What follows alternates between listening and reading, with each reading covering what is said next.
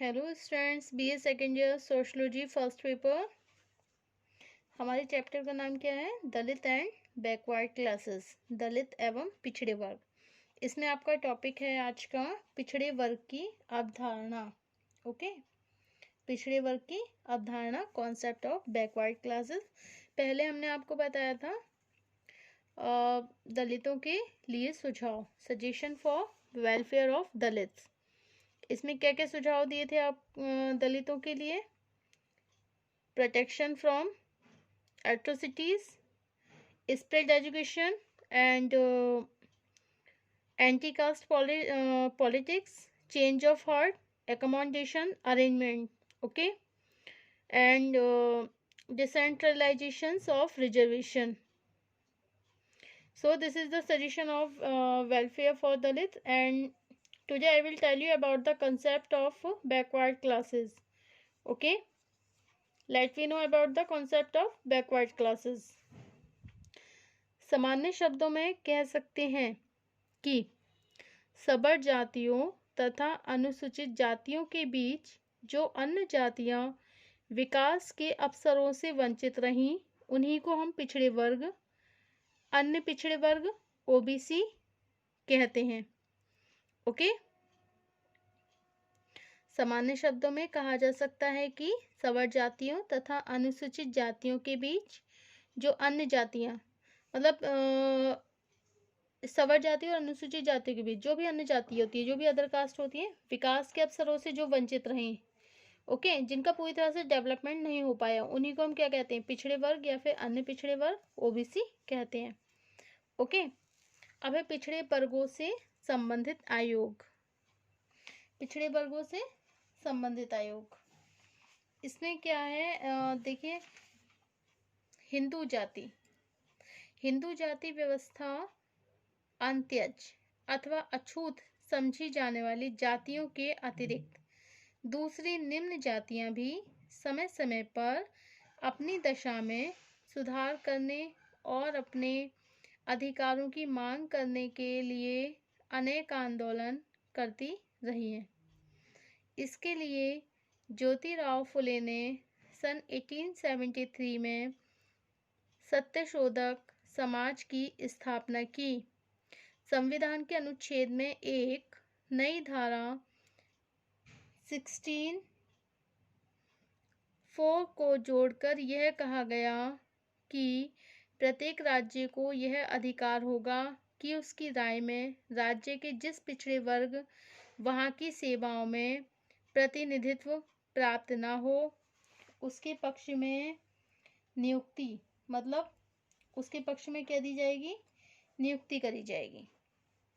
Okay, तो ज्योतिराव फुले ने 1873 में सत्यशोधक समाज की स्थापना की और फुले स्वयं भी माली जाति के थे। फलस्वरूप माली, तेली, सती और कुणबी जैसी अनेक पिछड़ी जातियों के लोगों ने उनके नेतृत्व में स्त्रियों की स्थिति में भी सुधार करने तथा निम्न जातियों के लोगों में शिक्षा का प्रसार करना आरंभ कर दिया। इस आंदोलन का कोई राजनीतिक उद्देश्य नहीं था। 20वीं शताब्दी के दूसरे दशक में भारत में अहीर जाति, महाराष्ट्र में यादव जाति, आंध्र प्रदेश और कर्नाटक में गोला जाति तथा मद्रास में कोना जाति ने अपनी स्थिति में सुधार करने के लिए स्वयं को क्षत्रिय घोषित कर दिया। इसी के आधार पर एक अखिल भारतीय यादव संघ की स्थापना हुई। केरल में श्री नारायण गुरु स्वामी के नेतृत्व में श्री नारायण धर्म परिपालन आंदोलन SNDP मूवमेंट आरंभ हुआ, जिसने जातिगत असमानताओं का विरोध किया। धीरे धीरे केरल की बहुत सी पिछड़ी जातियां इस आंदोलन में सम्मिलित हो गईं। यहाँ तक कि पिछड़े वर्गों द्वारा दिए जाने वाले आंदोलनों का संबंध केवल अपनी परिस्थिति को ऊंचा उठाना था, किसी तरह के राजनीतिक अधिकार या आरक्षण की मांग करना नहीं। ओके, पिछड़ी जातियों को एक अलग श्रेणी के रूप में मान्यता देकर उन्हें आरक्षण की सुविधाएं दी गईं। उसके बाद पहला आंदोलन पेरियार EV रामास्वामी के नेतृत्व में मद्रास में शुरू हुआ। उन्होंने द्रविड़ कड़घम पार्टी की स्थापना करके एक और संगठित रूप से ब्राह्मण विरोधियों आंदोलनों आरंभ किया। तो दूसरी ओर राज्य में पिछड़े वर्गों की पहचान करके उन्हें आरक्षण देने पर बल दिया। ओके। उस समय मद्रास में ब्राह्मणों की जो जनसंख्या थी केवल 3% थी, लेकिन मद्रास की संपूर्ण राजनीति, अर्थव्यवस्था और सामाजिक संरचना पर ब्राह्मणों का एकाधिकार था। इसके बाद भी तेजी से फैलते हुए आंदोलन के कारण जब राज्य में पिछड़े वर्गों को आरक्षण देने का मामला सर्वोच्च न्यायालय भेजा गया, तब सर्वोच्च न्यायालय ने उसे इसलिए अस्वीकार कर दिया कि संविधान के अनुच्छेद 340 एक में पिछड़े वर्ग को आरक्षण देने की कोई व्यवस्था नहीं थी। इस निर्णय के विरुद्ध मद्रास में 1950 में इतना व्यापक आंदोलन हुआ कि सरकार को 2 महीने के अंदर ही संविधान में पहला संशोधन करना पड़ा।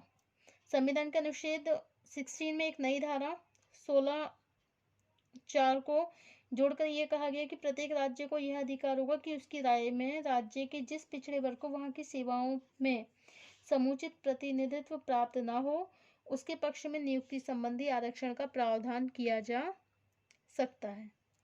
ओके। उसके संबंध में नियुक्ति संबंधी आरक्षण का प्रावधान किया जा सकता है। ओके। इसके फलस्वरूप सबसे पहले मद्रास सरकार ने सन 1951 में राज्य की सेवाओं में पिछड़े वर्गों को आरक्षण देना शुरू कर दिया। यहीं से यह आवश्यक समझा जाने लगा कि एक आयोग को नियुक्त करके ऐसे मानदंड अथवा कसौटियों को निर्धारित किया जाए, मतलब कसौटियां निर्धारित की जाएं जिनके आधार पर अन्य पिछड़े वर्गों की पहचान की जा सके। ओके। अब जैसे है काका कालेलकर कमीशन, काका कालेलकर आयोग, इसमें क्या है देखिए, संविधान के अनुच्छेद 340 एक के अंतर्गत राष्ट्रपति के आदेश दिनांक 29 जनवरी, कब 29 जनवरी 29 जनवरी सन 1953 के अनुसार काका कालेलकर की अध्यक्ष में पहला पिछड़ा वर्ग आयुक्त नियुक्त किया गया। इसका काम सामाजिक एवं शैक्षणिक रूप से पिछड़े वर्गों की कसौटियां निर्धारित करना तथा ऐसे वर्गों की सूची तैयार करना। नंबर 2, पिछड़े वर्गों की विभिन्न दशाओं को ज्ञात करना। एंड थर्ड, ऐसी संस्तुतियां देना जिसके द्वारा सरकार द्वारा उनकी आर्थिक स्थिति में सुधार किया जा सके। ओके। अब 4th पॉइंट, ऐसे विषय प्रस्तावित करना जिसके द्वारा राष्ट्रपति द्वारा किसी दूसरे आयोग को निर्देश दिया जा सके। एंड 5th, पिछड़े वर्गों से संबंधित प्रतिवेदन प्रस्तुत करना था। आयोग ने सामाजिक और शैक्षणिक रूप से पिछड़े वर्गों के निर्धारण के लिए 4 कसौटियां अपनाई। फर्स्ट है हिंदू समाज के परंपरागत जाति संस्करण में निम्न सामाजिक परिस्थिति। ओके, सामाजिक परिस्थिति। सेकंड है किसी जाति तथा समुदाय के एक बड़े भाग में शैक्षणिक विकास की कमी। थर्ड है राजकीय सेवाओं में अपर्याप्त प्रतिनिधित्व तथा फोर्थ, व्यापार वाणिज्य और उद्योग के क्षेत्र में अपर्याप्त प्रतिनिधित्व। ओके। सन 1961 की जनगणना में सरकार की गणना जातिगत आधार पर की जाए। 1961 में जो भी जनगणना हुई थी उसमें जनसंख्या की गणना किसके आधार पर की जाए? जातिगत, मतलब कास्ट के आधार पर की जाए। ओके।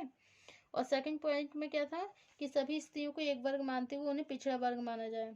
सभी जो स्त्रियां हैं उन्हें एक वर्ग मानते हुए उन्हें पिछड़ा वर्ग ही माना जाए।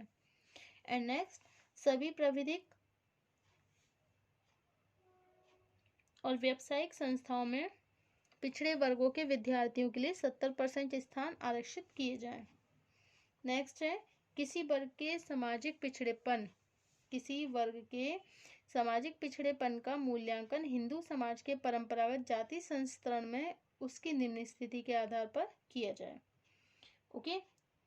इस आयोग के सदस्यों में पिछड़ेपन की कसौटियों को लेकर काफी मतभेद था। इसके बाद भी आयोग की रिपोर्ट में जाति के पिछड़ेपन की वास्तविक कसौटी आयोग की रिपोर्ट में जाति को ही पिछड़ेपन की वास्तविक कसौटी माना गया।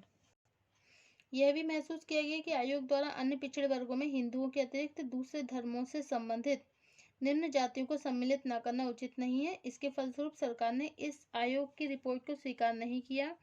यहीं से भारत में पिछड़े वर्गों के आरक्षण को लेकर एक नई राजनीति भी शुरू हो गई। ओके, अब नेक्स्ट है आपका मंडल आयोग। मंडल आयोग, मंडल कमीशन। ओके, मंडल आयोग ने दिसंबर 1980 में अपनी रिपोर्ट प्रस्तुत करी। इस रिपोर्ट को संसद के सामने 1982 अप्रैल 1982 में प्रस्तुत किया गया। आयोग ने पिछड़े वर्गों के चयन के लिए सामाजिक, शैक्षणिक, आर्थिक क्षेत्र में 11 कसौटियों का उपयोग किया और राष्ट्रपति के अन्य आदेश के आधार पर 1 जनवरी 1879 को द्वितीय पिछड़ा वर्ग आयोग की भी नियुक्ति हो गई। इस आयोग के अध्यक्ष कौन थे? वीपी मंडल थे। इस आयोग को मंडल आयोग के नाम से जाना जाता है। पहले आयोग की तरह इस आयोग को 4 कार्य सौंपे गए। फर्स्ट है सामाजिक शैक्षिक रूप से पिछड़े वर्गों को परिभाषित करने के लिए कसौटियां तय करना। नेक्स्ट है उनके विकास के लिए जो किए गए प्रयत्नों के बारे में सुझाव देना। थर्ड, नियुक्ति में उनके लिए आरक्षण के प्रावधान की आवश्यकता पर विचार करना। एंड फोर्थ है आयोग द्वारा एकत्रित तथ्यों के आधार पर रिपोर्ट प्रस्तुत करना। ओके, अब इन्होंने कुछ सुझाव भी दिए थे। मंडल आयोग ने पिछड़े वर्गों के विकास के लिए अनेक उपायों को सुझाव भी दिया था, जिनमें मुख्य सुझाव इस प्रकार है। फर्स्ट क्या है? सार्वजनिक क्षेत्र तथा सरकार द्वारा आर्थिक सहायता प्राप्त करने वाले सभी प्रतिष्ठानों में पिछड़े वर्गों के लिए नौकरी में 27% स्थान आरक्षित किए जाएं। सेकंड है पदोन्नति के लिए 27% के सिद्धांत को लागू किया जाए। एंड नेक्स्ट है पिछड़े वर्ग के विद्यार्थियों को वैज्ञानिक, प्राविधिक और व्यावसायिक श्रेणी की सभी संस्थाओं में 27% स्थान आरक्षित किए जाएं। एंड नेक्स्ट है पिछड़े वर्गों में साक्षरता बढ़ाने के लिए एक समयबद्ध योजना भी लागू की जाए। ओके, कांग्रेस के अनेक नेता पहले से मंडल आयोग की अनेक सिफारिश से सहमत नहीं थे। इस दशा में केंद्र सरकार ने तब तक पिछड़े वर्गों के बारे में कोई निर्णय लेने से इनकार कर दिया जब तक सर्वोच्च न्यायालय इस विषय पर अपना कोई निर्णय नहीं दे देता। अब नेक्स्ट पॉइंट है सर्वोच्च न्यायालय का निर्णय, the judgment of the Supreme court.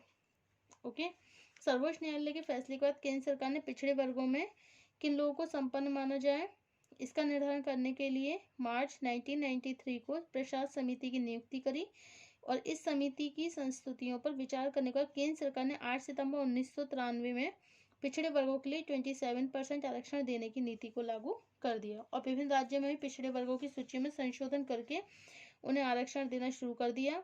यद्यपि अलग अलग राज्यों में पिछड़े वर्गों को मिलने वाले आरक्षण का परसेंट एक दूसरे से भिन्न है। Okay, so this is the judgment of the Supreme Court. Thank you.